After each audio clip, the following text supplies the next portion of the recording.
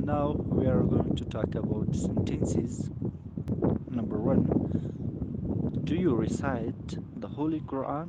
آیا ته د قرآن کریم تلاوت کوي؟ Yes, I recite the Holy Quran every morning. هر سهار. هو زه هر سهار د قرآن کریم تلاوت کوم. Do you play sport? آیا ته ورزش کوي؟ Yes, I play football. هو زه د فوټبال لوبه کوم. Do you love your parents? آیا له مور او پلار سره د مینه لرې؟ Yes, they are my life. هو دوی زما ژوند دي. Can you dive into the water? آیا ته اوبو ته ټوپ اچولی شې؟ Yes, I can. هو زه یې کولی شم.